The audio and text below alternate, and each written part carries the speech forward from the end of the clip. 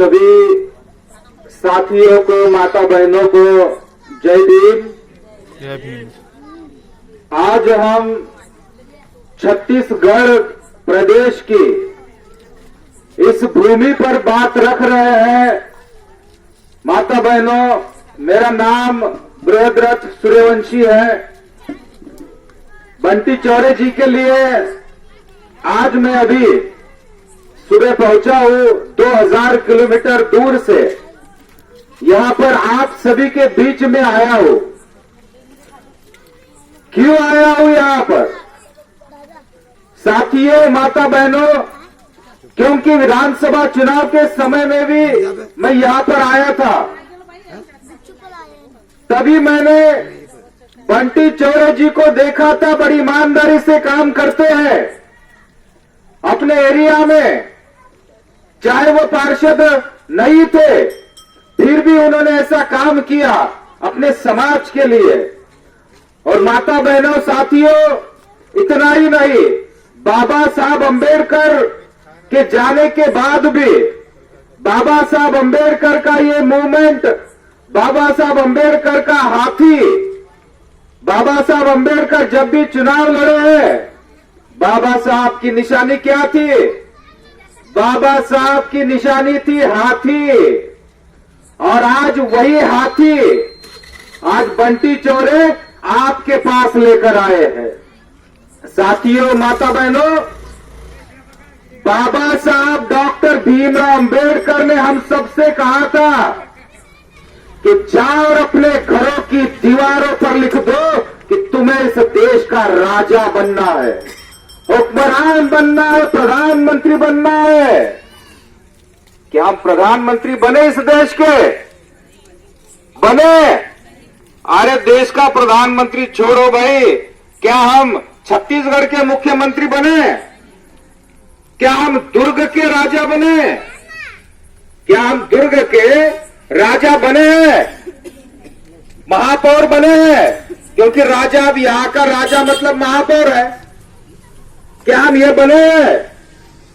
नहीं मेरे साथियों, मेरी माता बहनों, लेकिन धन्य है उत्तर प्रदेश का अपना समाज। उत्तर प्रदेश के अपने समाज ने बहन मायावती को, हमारे ही समाज ने, अरे भाई यहां तो हमारी अवस्था अच्छी है, यहां जातिवाद तो है, लेकिन उत्तर प्रदेश जैसा जातिवाद नहीं है। उत्तर प्रदेश में जहां गंगा जमुना बहती है, जहां काशी मथुरा है, और सबसे सेंसिटिव है अयोध्या है, वहां पर आंडो पंडो की संख्या बहुत है। वहां पर इन लोगों की संख्या बहुत है, जातिवाद बहुत है वहां पर। लेकिन उस भूमि में उत्तर प्रदेश के हमारे समाज ने, अरे एक बार क्या, चार बहन मायावती को राजा बना दिया उत्तर प्रदेश का। अरे क्या करता है हमारा समाज?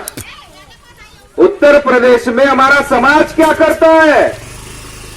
अगर कांग्रेस वाला आता है, अगर कांग्रेस वाला, बहन जी, ओ अम्मा, ओ मेरी अम्मा की अम्मा, जरा ध्यान देना। उत्तर प्रदेश में जब हमारे समाज को खरीदने के लिए कांग्रेस भाजपा वाले जाते हैं, कांग्रेस भाजपा वाले पैसा देते हैं, दारू देते हैं, मटन देते हैं, तो हमारे समाज के लोग क्या करते हैं? देता है भाई, दे दे। कांग्रेस वाला देता है, ले लेते हैं। भाजपा वाला देता है, ले लेते हैं। और कोई देता है, ले लेते हैं। लेकिन जब वोट देने के लिए जाते हैं तो बाबा साहब डॉक्टर भीमराव अंबेडकर के अपने बाप के हाथी को वोट देते हैं। किसी गांधी को बाप नहीं कहते हैं, कांग्रेस को बाप नहीं कहते हैं। अरे बाबा साहब ने हमसे कहा था कि जाओ और अपने घरों की दीवारों पर लिख दो, राजा बनना है ना। अरे राजा किस पर बैठता है? अरे राजा किसी साइकिल पर नहीं बैठता, अरे राजा किसी हल पर नहीं बैठता, राजा किसी पंजे पर नहीं बैठता, टूटे हुए धनुष्य पर नहीं बैठता, मुरझाए हुए कमल पर नहीं बैठता, हाथ के पंजे पर नहीं बैठता है राजा। अरे मेरे साथियों, मेरी माता बहनों, राजा कहीं बैठता है तो वो हाथी पर बैठता है। आज आप सभी को राजा बनाने के लिए बाबा साहब अंबेडकर का हाथी बंटी चौरे जी आपके पास लेकर आए हैं।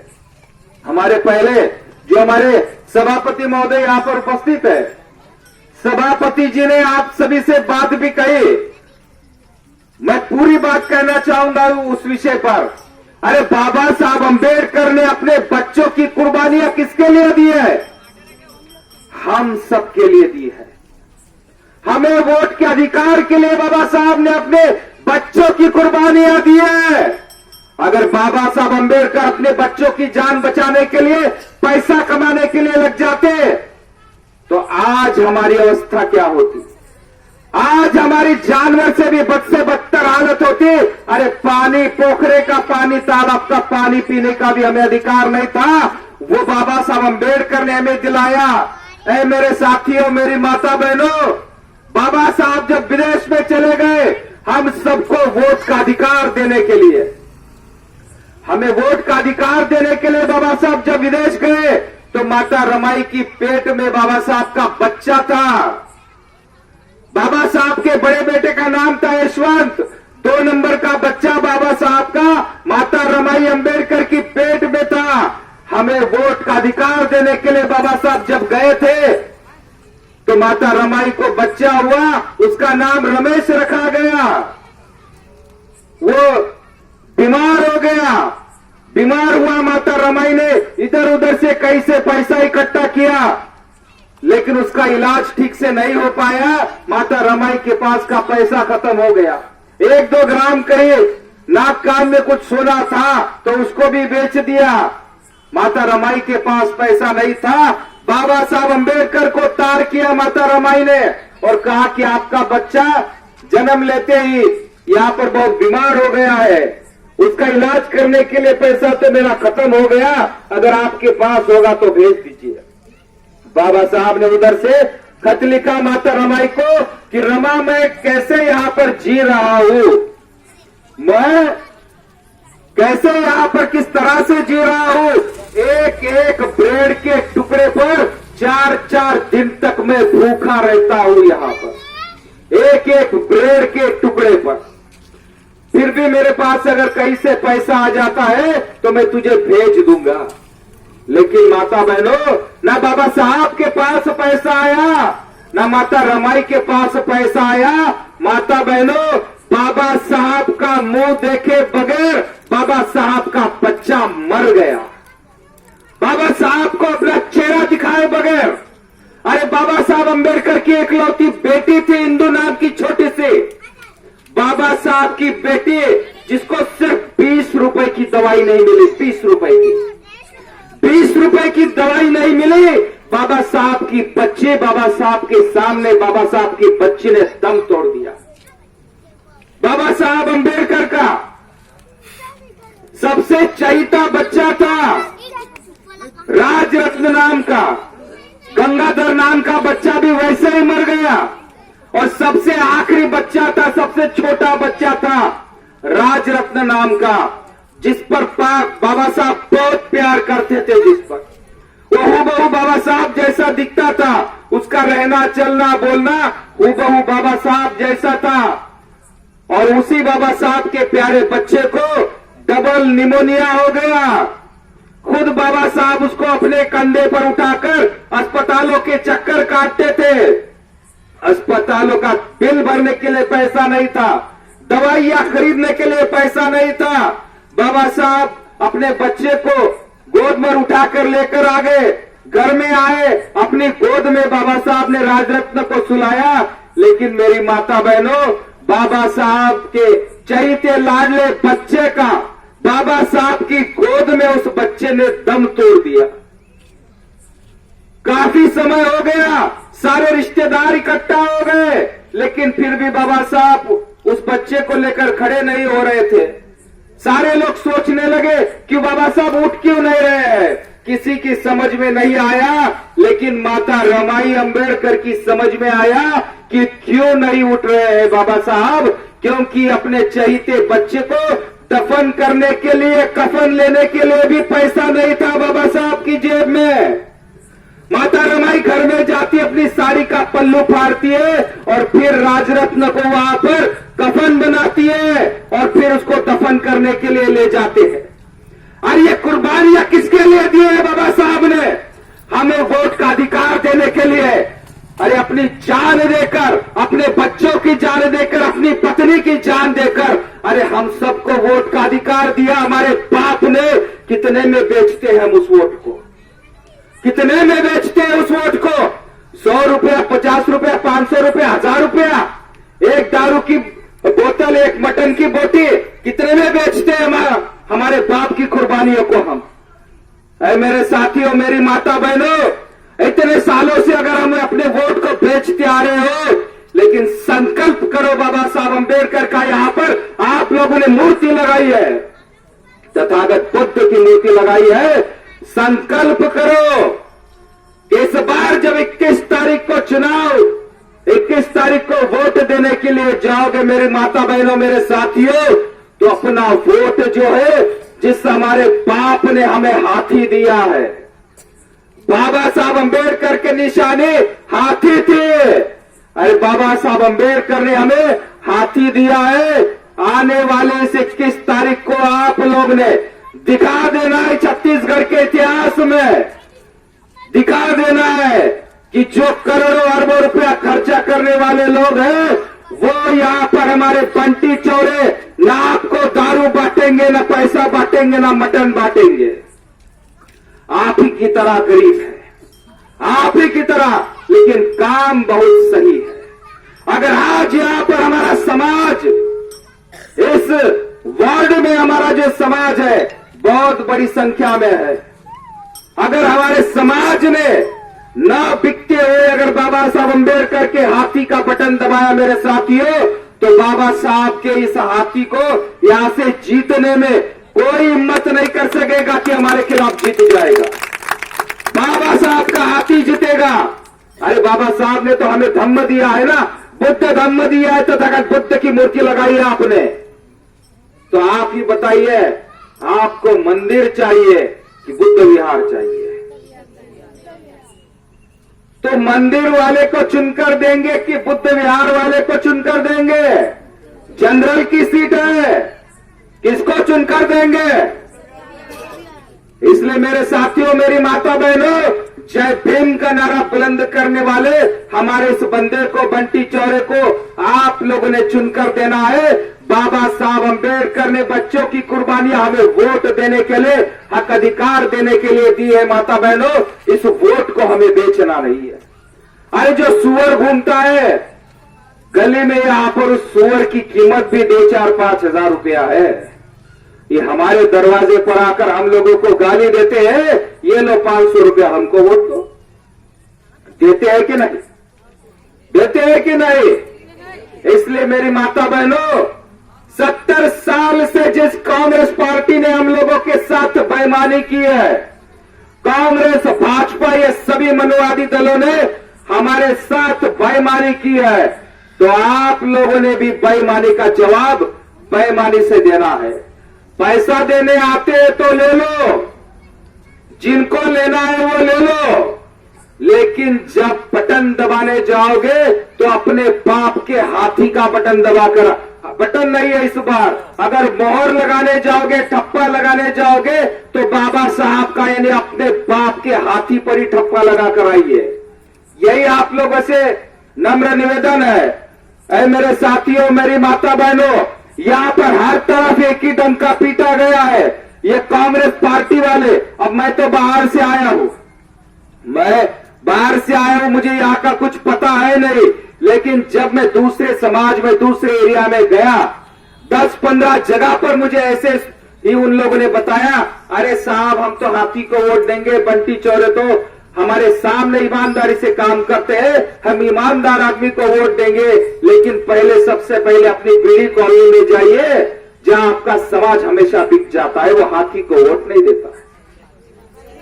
ये मुझे पता नहीं था, उन लोगों ने मुझे बताया।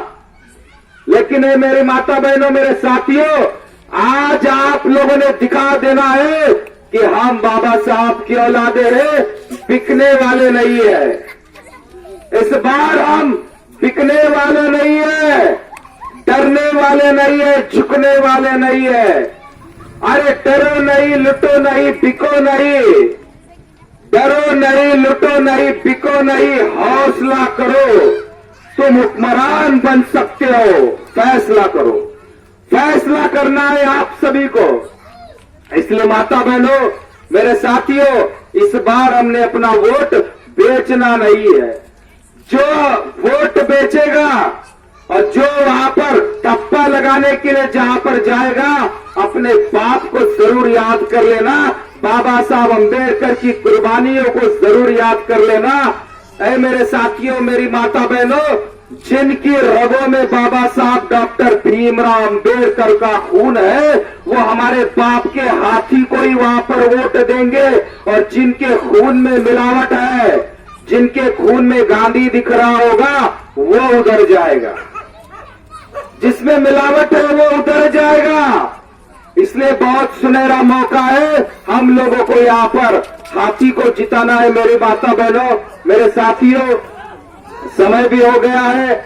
आप सभी से यही गुजारिश करेंगे कि आप लोगों ने, अभी हम जो बोलकर जा रहे हैं आपके पास, जो लोग यहाँ पर सुन नहीं पा रहे हैं, जो कहीं बाहर होंगे, तो आप लोगों ने उनको बताना है, उनको बताना है। लेकिन ये जो लोग कांग्रेस पार्टी वाले कहते हैं कि अरे बीडी कॉलोनी तो हमारी जेब में है, हम पैसा फेंकते हैं, वो दौड़े चले आते हैं, इस तरह से नहीं होने देना है मेरे साथियों। इसलिए आप सभी ने केवल और केवल हाथी का, यहाँ पर हाथी का ठप्पा लगाना है। 2 नंबर का हाथी यहाँ पर बंटे चौरे जी का है। इसलिए आप सभी ने हाथी को यहाँ पर वोट देना है। इस देश का राजा हमारी बहन मायावती को बनाने के लिए आपने यहाँ पर बंटी चौरे को विजयी बनाना है। बंटी चौरे विजयी बनते हैं तो हमारी बहन मायावती के हाथ वहां पर मजबूत होंगे, उत्तर प्रदेश में हाथ मजबूत होंगे। और वो समय दूर नहीं है कि इस देश का राजा बहन मायावती होगी।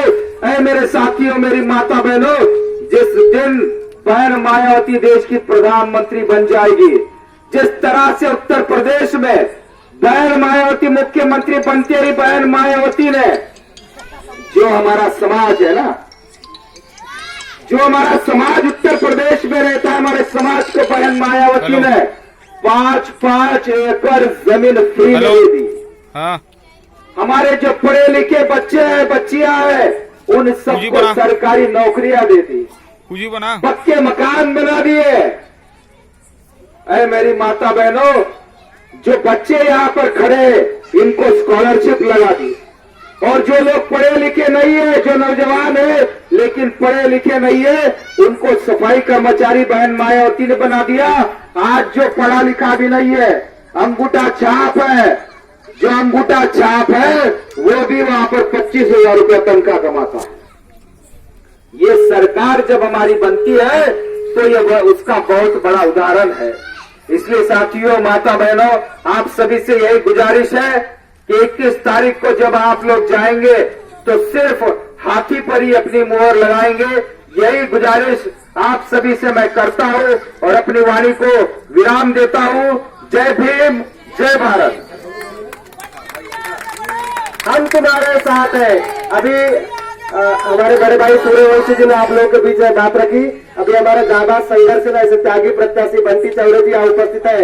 आप सभी लोगों से 2 मिनट में अपनी बात रख के आप सभी लोगों को आशीर्वाद अपील करेंगे कि आगामी 21 तारीख को आप हाथी के सामने वाले ही मोहर लगाएंगे। तो मैं चाहता हूं कि बंटी चौरे जी आएंगे और अपनी बात रखेंगे। आप सभी लोगों को सादर सबसे पहले आप लोग पहले दिन से मेरा हौसला बढ़ाने का काम किया। सबसे पहले बीडी कॉलोनी के लोगों ने मेरे को हौसला बढ़ाने का काम किया है। आज किसी से भी पूछो तो पूछा जाता है कि हाथी की टक्कर इससे है, हाथी की टक्कर उससे है। कोई भी व्यक्ति हाथी का नाम लेता है, सबकी जुबान पर हाथी है, कहीं पर भी सुनाई में आता है हाथी की टक्कर इससे, हाथी की टक्कर उससे, दूसरे का नाम नहीं लेता। आप भी सुन रहे होंगे हाथी का नाम हर जगह आता है। सही है कि गलत है? कोई भी बोलता है हाथी की टक्कर इससे है, हाथी की टक्कर उससे है। तो ये हाथी की जो टक्कर है यहाँ तक किसने लाया है? ये आप ही लोगों ने लाए हो। ये आप ही की बदौलत यहाँ टक्कर में हाथी आया है। अगर आप लोग मेरे साथ नहीं रहते, मेरा हौसला नहीं बढ़ाते, तो ये टक्कर में हाथी नहीं आता। सही बात है कि गलत है? सही है क्या नहीं? अब कौन सा टक्कर की बात तो करते थे लोग, अब बात जिताने की है। तो बहुजन समाज पार्टी ने कभी दुर्ग शहर में खाता नहीं खोला है, हाथी छाप ने। अगर हाथी छाप का खाता खुलता है तो सिर्फ बीड़ी कॉलोनी के कारण खुलेगा। और मैं जिंदगी में अगर पार्षद बनता हूँ या नगर निगम में अगर हाथी छाप जाता है, तार को छोड़ दो, तार को सीधा रहने दो। तो सिर्फ बीड़ी कॉलोनी के कारण जीत सकता हूँ चुनाव, बाकी किसी की बदौलत में चुनाव नहीं जीत सकता। बीड़ी कॉलोनी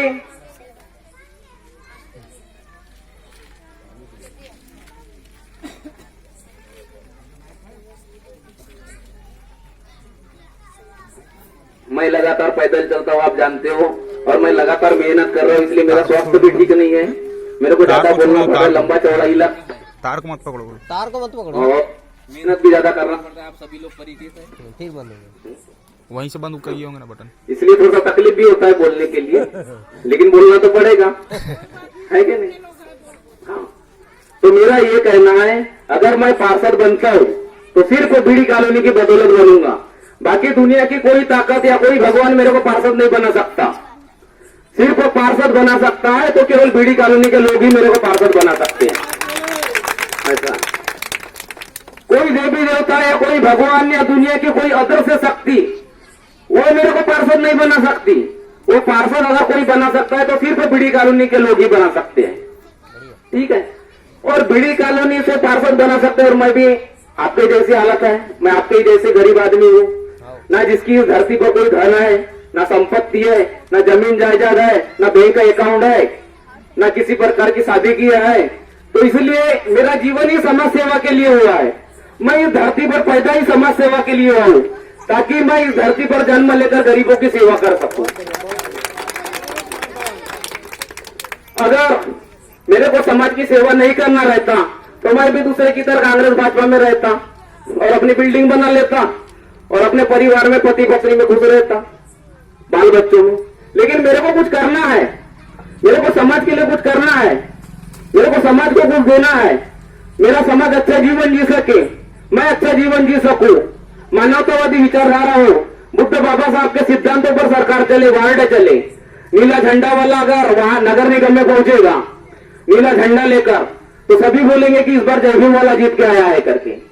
जय भीम का नीला झंडा वाला यहाँ जीत के आया है और ये पूरे शहर में मैसेज जाएगा। बटन बटन बटन बटन को बंद किए होंगे। दुर्ग शहर में कम से कम 2000 लोग पार्षद के लिए खड़े हुए होंगे, पूरे शहर के 60 वार्डों में।